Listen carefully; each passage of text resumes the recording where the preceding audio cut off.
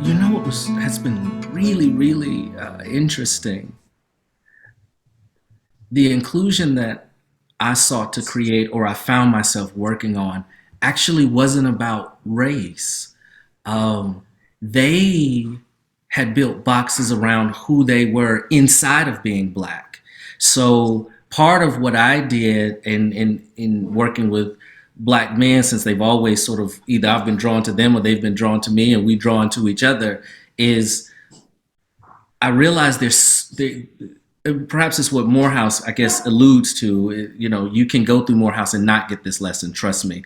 But if you're blessed enough to get it, you recognize that the black male is as diverse as the plants in the forest. Like there's 1,000 of us that our society, unfortunately, and does it to everybody else too, groups us and makes us one thing.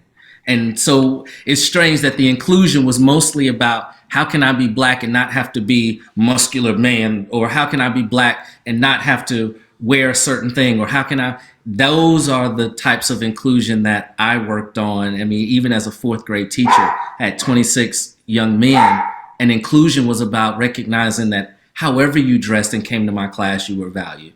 However you decided to say or use accents, because I did have folks that I'm from the South, but folks that were not from the South.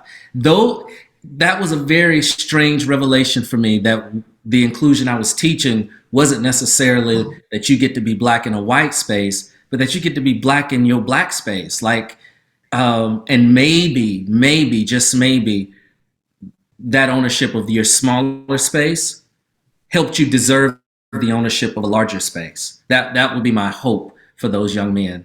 And I thought that was very interesting, that our shades of black are not monolith. I know I hear that in the politics. You know, we're not a monolith, and that's true. But like I really got to see that, and that became my charge. Right, help you belong as you are, not necessarily in a white world, but in the world that you're in.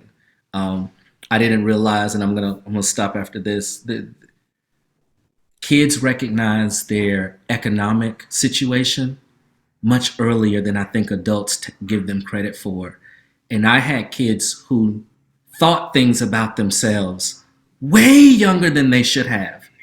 In my classroom, where all of us have economic struggles, within the low economic struggles, there were tears. That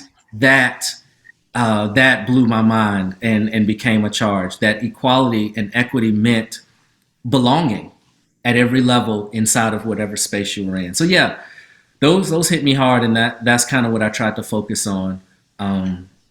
Yeah.